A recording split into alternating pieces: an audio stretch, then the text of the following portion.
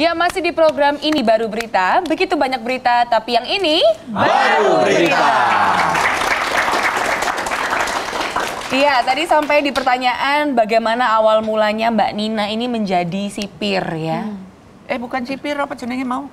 Petugas pemasyarakatan. Oh, sekarang namanya bukan sipir lagi. Bukan, sekarang disebutnya petugas pemasyarakatan. Oh gitu. Kenapa memilih pekerjaan itu, Mbak? Awalnya saya terinspirasi dari kakak. Kakak saya yang laki-laki bekerja sebagai petugas pemasyarakatan. Saya terinspirasi dari kakak, kemudian dari keluarga juga mendukung, kemudian saya mencoba mendaftar dan alhamdulillah lulus semua tesnya dan akhirnya saya jadi petugas pemasyarakatan. Ada banyak wanita juga yang bekerja di lapas itu? Banyak. Banyak ya? Banyak. Tapi kalau di kantor saya hanya sekitar 25 orang. Dari berapa pegawai? Dari hampir 200. Oh, dari 200 pegawai kurang lebih ada 25 ya? Nggak takut ya Mbak kerja di dalam? Awalnya sih takut, tapi lama-lama karena sering berinteraksi dengan mereka jadi nggak takut lagi. Oh, sering berinteraksi malah? Iya, setiap hari. Ada yang genit-genit atau suka goda-goda gitu? Kalau godain sih ada aja sih. Selalu ada. Terus bagaimana mengantisipasi seperti itu? Paling ditegur aja. Yang Titi sendiri bagaimana melihat wanita zaman sekarang? Zaman dulu kayaknya nggak ada. Pekerjaannya makin aneh-aneh kayaknya sekarang ya. Jadi Anda sekarang mesti percaya bahwa pekerjaan apapun juga wanita dapat melaksanakan. Itu dia. Kalau tadi kan ngomong banyak yang goda-godain Mbak Nina di dalam lapas. Nah, pengen tahu nih cara mengantisipasinya gimana? Mungkin kan katanya cuma ditegur. Negornya tuh kayak apa? Boleh nggak diperagain di sini? Maksudnya diperagain terus gimana? Kamu jadi napi aja, Cak, sama Akbar di sini. Yang goda-godain Mbak Nina gitu. Ya, Di mana? Di situ paling di sini, Mbak. paling Oke. Sini, Bar. Kamu lagi godain mbaknya. Didata dulu ini kita masuk. Aku orang baru, kamu udah 2 tahun. Iya, di sini. Ayo tuh masuk sini. Nah. Duh, yang manggil bukannya petugas? Iya, petugas masuk. Nih, biasanya nanya-nanya apa kalau pertama masuk itu data? Yang nanya biasanya mbaknya atau saya? Duh, kan, yang mbaknya dong. Kan genit. Iya. Mbak. Ini napi genit. Kamu kasus apa sih? Siapa? Kamu? Cuma salah ketik. Salah ketik masuk penjara? Nggak mungkin dong.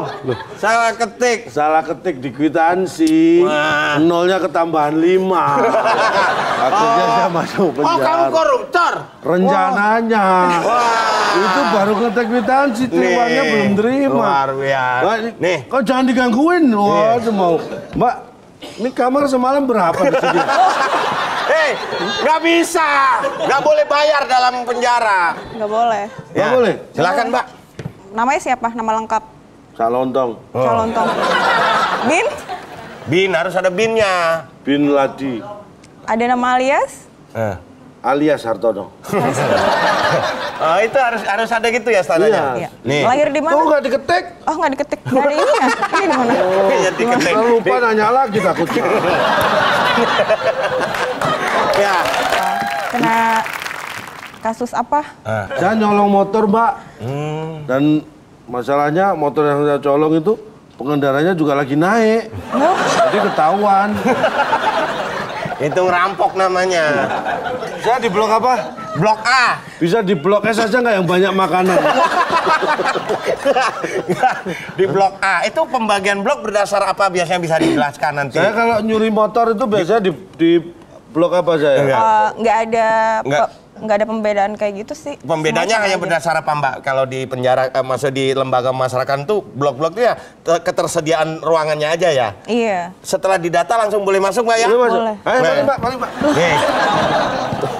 Weh, pasien baru, hajar, weh!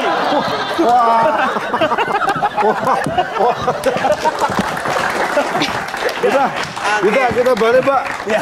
Oh, lama-lama merasa di penjara bener aku. Aduh, Mbak Nina, kalau misalnya napinya kayak Cak Lontong sama Akbar ini kayaknya udah nggak bisa ngomong apa-apa ya? Nggak bisa ngomong apa lagi. Nggak bisa. Malah langsung sama dia, ketok, hukum mati aja. Bahaya. Oke. Tapi nggak ada yang kayak dia ya. Nggak ada ya? Tidak ada ya? Jangan sampai ada. Jangan sampai ada. Pastinya ada kesan-kesan dari Mbak Nina yang bekerja sebagai petugas masyarakat di sana yang membuat haru gitu? Yang paling bikin haru sekaligus bangga jadi petugas masyarakat adalah ketika saya melihat narapidana bebas dan berhasil diterima di masyarakat. Itu sih berarti kita sebagai petugas masyarakat berhasil membina mereka selama mereka di lembaga pemasyarakatan. Oh, itu kekuatan ya. Karena sudah berhasil membuat orang yang tadinya harus hidup di penjara bisa keluar dan menjadi lebih Menjadi orang yang Ya lebih baik. seperti Itu Anda berhasil habis melawat dapat duit gitu. Tapi ada nggak yang misal dia keluar tiba-tiba Masuk lagi. silaturahmi nggak, maksudnya silaturahmi terus sowan ke tempat Mbak gitu. Main, bukan masuk lagi. Ya main maksudnya gitu. Ada. Kalau ditanya ngapain balik ke sini? Mau besuk temen Bu, kasihan nggak pernah dibesuk kayak gitu. Oh, karena temennya. Yang orang sana ngelamar ada nggak? Yang lamar Mbak Nina ada? Paling cuma ditanya, Ibu sudah menikah? Belum. Iya, soalnya saya nggak ngelihat cincin di jari manis Ibu. Ada nggak yang seperti itu gombal-gombal gitu? Jangan sampai gitu lah. Nggak berani lah. Soalnya Paling yang ada cuma, Mbak Nina, kalau malam minggu ada yang ngajakin nonton nggak? Nggak ada. Ya, saya pengen, tapi saya di penjara.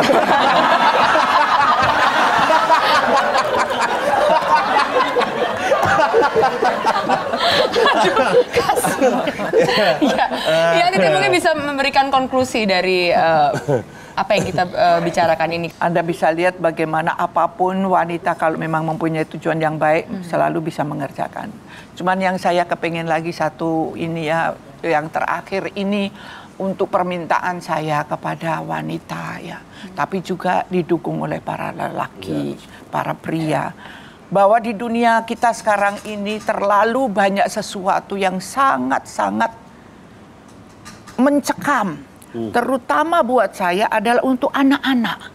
Apa yang dibuat orang-orang besar di sana itu mengkontaminasi mengintimidasi atau pokoknya Mengkontaminasi.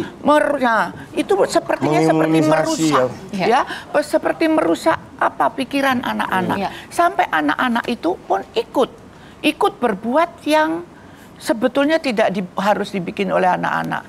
Nah, di sini saya memohonkan kepada wanita, tolong dari rumah berikan cinta, kenalkan anak-anak itu dengan Tuhan. Terutama bikinlah negeriku ini cinta, tumbuhkan lagi cinta. Maka saya membuat satu lagu yang judulnya Cintailah Cinta. Cintailah. Karena Tuhan itu memberikan cinta itu adalah suatu karunia yang paling besar dan paling agung buat manusia. Cuman sekarang banyak yang lupa. Tebarkan cinta kasih dengan tulus dan ikhlas agar iri, dengki, keji takkan lagi bertunas. Amin. Dan maka hiduplah Indonesia damai sejahtera, penuh penghormatan. Amin. Ingat sekali apa yang disampaikan oleh yang Titi ya, cintailah cinta, dan itu sekarang sedang dilakukan oleh Rangga ya. Siap. Bukan yang itu.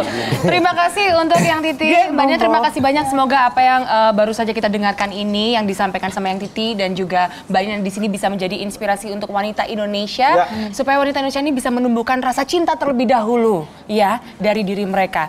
Dan jangan kemana-mana pemirsa, kita akan kembali setelah pesan-pesan berikut ini. Tetap di Ini Baru Berita. Begitu banyak berita, tapi yang ini baru berita.